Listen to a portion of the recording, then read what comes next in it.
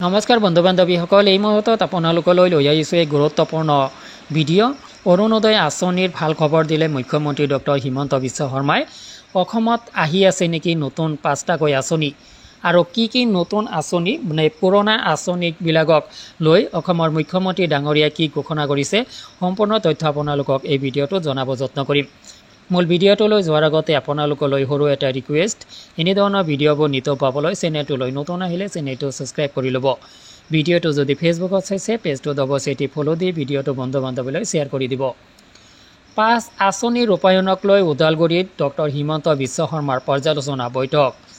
1.17 লাখলৈ বৃদ্ধি হ'ব অৰুণোদয় আঁচনি লাভ কৰা হিতাধিকাৰী পৰিয়ালৰ সংখ্যা। ৰাজ্য চৰকাৰে 5খন নতুন আঁচনি ওদালগুৰি জিলাত ৰূপায়ণ সন্দৰ্ভত আজি এখন গুৰুত্বপূৰ্ণ বৈঠকত মিলিত হয় মুখ্যমন্ত্ৰী ডক্টৰ হিমন্ত বিশ্ব শৰ্মা। জিলাখনৰ আয়ুক্ত কাৰ্যালয়ৰ সভাকক্ষত অনুষ্ঠিত বৈঠকত তেওঁ অৰুণোদয় 3 মুখ্যমন্ত্ৰী মহিলা উদ্যমিতা অভিযান, মুখ্যমন্ত্ৰীৰ আত্মনিৰ্ভৰ অসম এটি কলি দুটি পাত আঁচনি আৰু ৰেচন কাৰ্ড প্ৰদানৰ বিষয়ত বিতংভাৱে আলোচনা কৰে। বিটিআৰ প্ৰশাসন, বিভিন্ন বিভাগৰ মুৰব্বী বিষয়া আৰু শীৰ্ষ বিষয়াসকলৰ উপস্থিতিত জিলাখনৰ সৰ্বস্তৰত জনসাধাৰণৰ উন্নয়নৰ বাবে গ্ৰহণ কৰা আঁচনিসমূহ 100% সফলভাৱে ৰূপায়ণ কৰা তথা ইয়াৰ অগ্ৰগতি সন্দৰ্ভত মুখ্যমন্ত্ৰী ডক্টৰ শৰ্মাই পাৱাৰ পইণ্ট প্ৰেজেণ্টেশ্যনৰ জৰিয়তে বুজ লয়।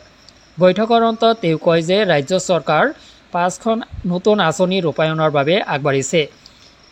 ইয়াৰে প্ৰথমখন আঁচনি হৈছে অৰুণোদয় 3.0। পূৰ্বে ওদালগুৰি জিলাত 58,000 পৰিয়ালে অৰুণোদয় লাভ কৰিছে। এইবাৰ হিতাধিকাৰীৰ সংখ্যা 1.17 লাখলৈ পৰিয়াললৈ বৃদ্ধি কৰিছোঁ। তাৰ পৰিপ্ৰেক্ষিতত কিধৰণে এই আঁচনিখন দৰিদ্ৰ দুখীয়া লোকসকলে লাভ কৰে, তাৰ বাবে কিদৰে আগবাঢ়িব লাগিব সেয়া পুংখানুপুংখভাৱে আলোচনা কৰিছোঁ। ইয়াৰ পাছত আৰু এখন আঁচনি আছে মুখ্যমন্ত্ৰীৰ মহিলা উদ্যমিতা আঁচনি। এই আঁচনিৰ অধীনত আত্মসহায়ক গোটৰ মহিলাসকলে প্ৰথম পৰ্যায়ত 10,000 টকা লাভ কৰিব। আগষ্ট মাহৰ পৰা আমি এই আঁচনিৰ ৰূপায়ণৰ কাম হাতত ল'ম।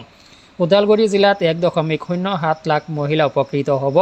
এই আঁচনিৰ চূড়ান্ত তালিকাখন আমি কেনেদৰে প্ৰস্তুত কৰিম তাৰ বিষয়েও আজি আলোচনা হয়।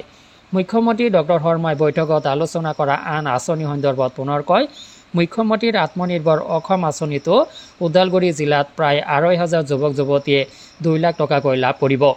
এই আঁচনিৰো হিতাধিকাৰীসকলৰ সাক্ষাৎকাৰ হৈ গ'ল বা আঁচনি কৰা হৈছে। আমি কিদৰে চূড়ান্ত কৰিম সেই বিষয়ে এটা সম্যক আলোচনা হৈছে। আমাৰ আন এখন আঁচনি হৈছে এটি কলি দুটি পাত। অসমত চাহ উদ্যোগে 200 বছৰ সম্পূৰ্ণ কৰাৰ পৰিপ্ৰেক্ষিতত চাহ বাগিচাত শ্ৰমিকসকলে 5,000 টকাকৈ এককালীন সাহায্য চৰকাৰৰ পৰা লাভ কৰিব। এই আঁচনিখনৰ সুবিধা ওদালগুৰি জিলাৰ প্ৰতিজন শ্ৰমিকে যাতে লাভ কৰে তাৰ বিষয়েও আজি আলোচনা কৰিলোঁ। আমি প্ৰত্যেকটো সমষ্টিতে আৰু 4,000 লোকক সামৰি ল'ব পৰাকৈ ৰেচন কাৰ্ড মুকলি কৰি দিছোঁ। এখন ৰেচন কাৰ্ড হাতত থাকিলে তাতে আয়ুষ্মান ভাৰত, আয়ুষ্মান অসম আঁচনি চিকিৎসাৰ সুবিধা লাভ কৰে, সেই বিষয়েও আমি আলোচনা কৰোঁ।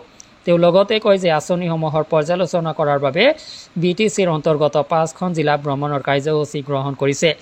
ওদালগুৰি ভ্ৰমণৰ পাছত তামুলপুৰ, বাক্সা, কোকৰাঝাৰ আৰু চিৰাং জিলাও তেওঁ ভ্ৰমণ কৰিব। উল্লেখযোগ্য যে ওদালগুৰি জিলাৰ অন্তৰ্গত ওদালগুৰি, ভেৰগাঁও, টংলা আৰু মাজবাট বিধানসভা সমষ্টিৰ বাবে আঁচনিকেইখনৰ হিতাধিকাৰী নিৰ্বাচন যাতে সমানুপাতিকভাৱে কৰা হয় সেই দিশত দৃষ্টি ৰাখিবলৈ মুখ্যমন্ত্ৰীয়ে নিৰ্দেশ দিছে। তো বন্ধুসকল, যদিও খবৰখিনি BTC প্ৰসংগত কোৱা হৈছে, ইয়াতে কিন্তু BTCৰ আওতাত নপৰা জিলাসমূহৰ কথাৰো প্ৰসংগ ইয়াতে কিন্তু আহিব।